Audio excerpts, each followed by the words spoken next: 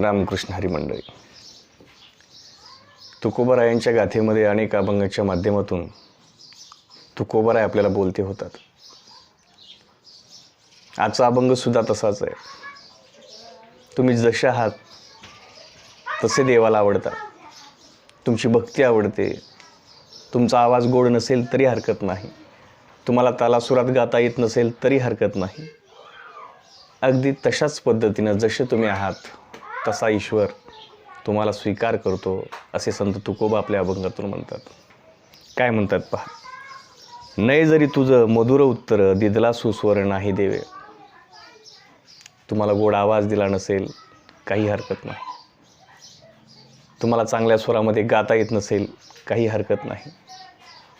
तुम्ही तुमच्या अंतःकरणातून फक्त विठ्ठलाचं नाव घ्या, परमात्म्याचं नाव घ्या. तीच खूप मोठी ताकद आहे. तोच आवाज ईश्वराला आवडतो. तोच आवाज संत सज्जन मंडळींना आवडतो. म्हणजे या संप्रदायामध्ये तुम्हाला कुठल्याही स्केलपट्ट्या लावल्या जात नाही. तुम्ही जसे आहात, जसा आवाज आहे तसं तुमचा स्वीकार केला जातो. आणि म्हणून वारकरी संप्रदाय आजही एवढ्या मोठ्या ताकदीनं उभा आहे.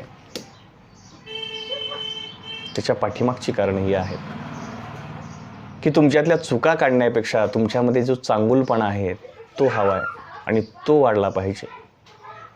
याच गोष्टीचा स्वीकार हा संप्रदाय करत आलेला पाहायला मिळतो. आणि म्हणून तुकोबा म्हणतात, नये जरी तुझं मधुर उत्तर दिदला सुस्वर नाही देवे. काही हरकत नाही.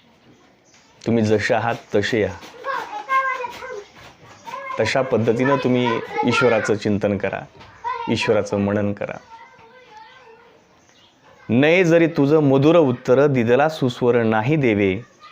नाही तयाविन भुकेला विठ्ठल येईल तैसा बोल रामकृष्ण. त्याची गरज नाही, त्याचा विठ्ठल भुकेला नाही. विठ्ठल हा आपल्या भावनेचा, भक्तीचा, अंतर्मनातील आवाजाचा भुकेला आहे. हे देवाला चालत नाही अशी कुठलीही गोष्ट नाही. तुम्ही जसे आहात तसे स्वीकारण्याचं सामर्थ्य माझ्या विठ्ठलामध्ये आहे. ते काम विठ्ठल करतात, संत सज्जन मंडळी करतात. आणि म्हणून नाही तयाविन भुकेला विठ्ठल येईल तैसा बोल रामकृष्ण. जसे बोबडिया बोलू, जसे येतील तसे बोला. जसं भजन करता येईल तसं करा. जसं ईश्वराचं नाव आपल्याला घेता येईल अगदी तशा पद्धतीनं आपण नामस्मरण केलं तरी हरकत नाही.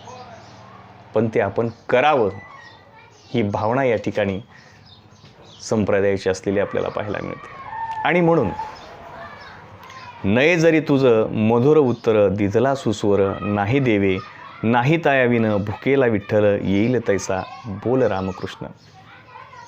आणि मग देवापाशी मागे आवडीची भक्ती, विश्वासेसी प्रीती भाव बळे. देव फक्त भक्तीचा भुकेला आहे, तुमच्या चांगुलपणाचा भुकेला आहे, तुमच्या चांगल्या कामाचा भुकेला आहे, तुमच्या चांगल्या वर्तनाचा भुकेला आहे, तुमच्या चांगल्या मनाचा भुकेला आहे, तुमच्या चांगल्या भावनेचा भुकेला आहे, तुमच्या चांगल्या सहकार्यासाठी तो भुकेला आहे. म्हणजे तुम्ही चांगले व्हा, ईश्वराला आनंद आहे. याच्यापेक्षा वारकरी संप्रदाय वेगळा नाही. तुम्ही तुमच्या आयुष्यामध्ये चांगले वागा, चांगली जगा, चांगले राहा. हाच विठ्ठलाच्या प्रती तुमची भावना आपण अशा पद्धतीने वर्तनातून व्यक्त करते व्हा. विठ्ठल याच्यामध्ये खूप आनंदी, परमात्मा आहे. याच्यापेक्षा परमात्म्याला वेगळा आनंद दुसरा नाही. आणि म्हणून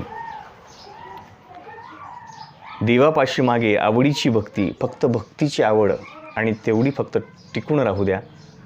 चांगलं अंतःकरण ठेवा, चांगलं मन ठेवा. आणि एक आहे, तुमचं मन, तुमचं अंतःकरण हे जर स्वच्छ असेल तर तिथं देवाची वस्ती असते. जर ते स्वच्छ नसेल, त्याच्यामध्ये चांगले विचार नसतील, चांगल्या भावना नसतील, तर ईश्वर त्या ठिकाणी राहण्यासाठी येऊ शकत नाही. तो त्या ठिकाणी राहत नाही. आणि म्हणून अशा पद्धतीचं जगणं, अशा पद्धतीचं वर्तन हे आपलं असावं. अशा पद्धतीची भावना ही आपली असावी. आणि म्हणून ईश्वर, भगवान परमात्मा अशा ठिकाणीच निवासाला येत असतो, अशा ठिकाणीच निवास करत असतो. आणि म्हणून देवापाशी मागे आवडीची भक्ती, विश्वेसिनी प्रीती भाव बळे, तुका म्हणे मना सांगतो विचार, धरावा निर्धार दिसेन दिस. आणि महाराज सांगतात, तुकोबाराय सांगतात, हे सगळं एवढं सगळं ईश्वराने आपल्यासाठी निर्माण केलेलं आहे. फक्त आपली भूमिका, आपलं वागणं, आपलं जगणं, आपलं आयुष्य हे स्वच्छ, पारदर्शी आणि चांगलं असणं अपेक्षित आहे. बाकीची कुठलीही गोष्ट, कुठलीही भावना या ठिकाणी ईश्वराला, तुकोबारायांना या ठिकाणी हवी नाही आहे. आपलं फक्त चांगलं मन हवं आहे, आपली फक्त चांगली भावना हवी आहे, आपला फक्त चांगला सहवास हवा आहे, आपल्या मनातील फक्त चांगुलपणाचे 4 विचार हवे आहेत. आणि याच विचाराचा भुकेला हा माझा देव आहे, ईश्वर आहे. आपल्याकडून तो सुस्वर किंवा मधुर आवाज या कुठल्याही गोष्टीची तो अपेक्षा करत नाही. फक्त तो अपेक्षा करतो की आपली भक्ती, आपली मन किंवा आपलं तल्लीनता ही फक्त चांगली असावी, जेणेकरून ईश्वर परमात्मा याच भावनेचा, याच भक्तीचा हा भुकेला आहे. आणि म्हणून तुकोबाराय म्हणतात, नये जरी तुझं मधुर उत्तर, दिदला सुस्वर नाही देवे काही हरकत नाही. वाईट वाटून घ्यायची काही गरज नाही. जसे आहात तसे या, जसा आवाज आहे तसे या, जशी भावना आहे तशी या, परंतु इतराप्रती आणि परमात्म्याप्रती फक्त चांगुलपणाची भावना आपली राहावी. देवाची वस्ती ही प्रत्येकाच्या अंतःकरणामध्ये आहे. आणि म्हणून सगळ्यासोबत वागत असताना, सगळ्यासोबत जगत असताना प्रांजळ भाव फक्त आपल्या मनामध्ये असायला हवा. नये जरी तुझं मधुर उत्तर, दिदला सुस्वर नाही देवे काही हरकत नाही. जसे आहात, जसा स्वर आहे, जसं बोलता येतं, जसं गाता येतं तसं तुम्ही म्हणा, तसं तुम्ही देवाचं नाव घ्या. नाही तयाविन भुकेला विठ्ठल, येईल तैसे बोल रामकृष्ण. त्याचा भुकेला विठ्ठल नाही. मी म्हणून सांगतो, तुकोबाराय सांगतात, मी म्हणून तुम्हाला सांगतो की विठ्ठलाला याची गरज नाही. तुम्ही जसे आहात तसे बोला, ज्याला आपण इंग्लिशमध्ये नॅचरल म्हणतो. जसे आहात नैसर्गिकरित्या तुम्ही जसे आहात तसे देवाला आवडतात. देव तुमची काही बघत नाही, रंग, रूप, आवाज काही नाही. देव फक्त तुमचं अंतःकरणातलं शुद्धत्व पाहतो, भक्ती पाहतो, तुमची भावना पाहतो, तुमचं चांगलं काम पाहतो. आणि म्हणून पुढे बोलतात की देवापाशी मागे आवडीची भक्ती, विश्वासीसी प्रीती भाव बळे, तुका म्हणे मना सांगतो विचार, धरावा निर्धार दिसेन दिस. आणि म्हणून विश्वासानं सांगतो म्हणतात, प्रेमानं सांगतो, एक आधार देऊन सांगतो की ईश्वराला, देवाला, भगवान पांडुरंगाला तुमच्या अंतःकरणामधलं फक्त चांगलं द्या. आणि जे वाईट आहे ते बाजूला ठेवा, बाजूला काढून टाका. आणि तुम्ही सुद्धा पवित्र व्हा, तुम्ही शुद्ध व्हा. तुमची भावना शुद्ध असू द्या, तुमचं अंतःकरण शुद्ध असू द्या, तुमचं मन शुद्ध असू द्या. आणि या सगळ्यांचा परिणाम एक होईल की तुम्हाला याची गोडी लागेल आणि तुम्ही अंतर्बाह्य शुद्ध, पवित्र, निर्मळ झाल्याशिवाय राहणार नाहीत. आणि म्हणून कुठलीही मर्यादा नाही, कुठलीही पात्रता नाही, कुठल्याही वेळेचं बंधन नाही, कुठल्याही काळाचं बंधन नाही.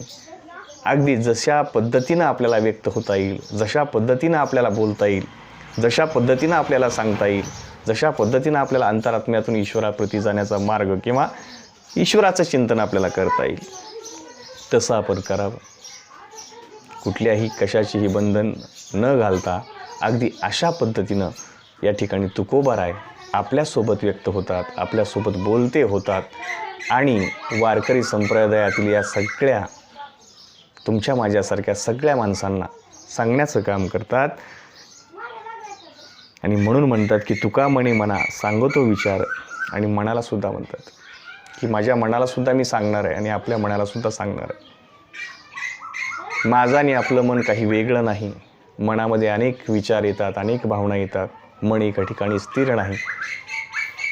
संत बहिणा म्हणजे आमच्या कवयित्री बहिणाबाईंनी सांगितलेलं आपल्याला पाहायला मिळतं की मन वडाये वडाये उभ्या पिकातलं डोरं, किती हाकल हाकल किरी येतं पिकावर. मनाचा आज इथं तर उद्या तिथं, थोड्या वेळ आत्ता इथं तरी काही सेकंदामध्ये कुठं जाईल याचा काही नियम नाही. आणि म्हणून तुकोबारायांनी सांगतात की तुका म्हणे मना सांगतो विचार. आणि मग त्या अशा चंचल मनाला तुकोबाराय सांगण्याचं काम करतात. कारण मन चंचल असल्यामुळं मन स्थिर नसल्यामुळं पहिल्यांदा मनाला सांगावं लागेल, हा विचार सांगतो की आता तुला निर्धार धरायचा आहे. कोणाचा? भगवान पांडुरंगाचा, परमेश्वराचा, विठ्ठलाचा. आणि म्हणून अशा चंचल असणाऱ्या मनाला हात जोडून तुकोबाराय सांगतात की आता मनाला निर्धार करणं गरजेचं आहे. आणि म्हणून मनाशी संवाद साधतात, मनाशी बोलतात की आता तुला विठ्ठलाशिवाय पर्याय नाही. आणि सगळ्यांना मला सगळ्यांना सांगतात किंवा मन करारी प्रसन्न सर्व सिद्धीचे कारण आपण जसं म्हणतो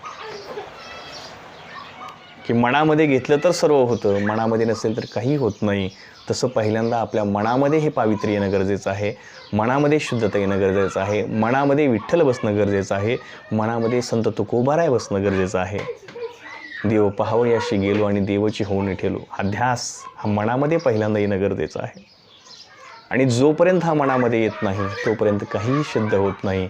म्हणून तुकोबाराय सांगतात की तुम्ही जसे आहात, तुमचा आवाज जसा आहे, तुमचं वर्तन हे शुद्धता याच्यामध्ये माध्यमातून पुढं या. तुम्हाला बाकी कशाचीही पात्रता या ठिकाणी ईश्वर किंवा देव किंवा वारकरी संप्रदाय आपल्याकडून अपेक्षित करत नाही. मात्र तुमच्या मनामध्ये भगवान पांडुरंग परमेश्वराचं नाव अविरत सतत राहू द्या, हाच मनामध्ये निर्धार करा, असं या ठिकाणी संत तुकोबाराय म्हणतात. नमस्कार. रामकृष्ण हरी.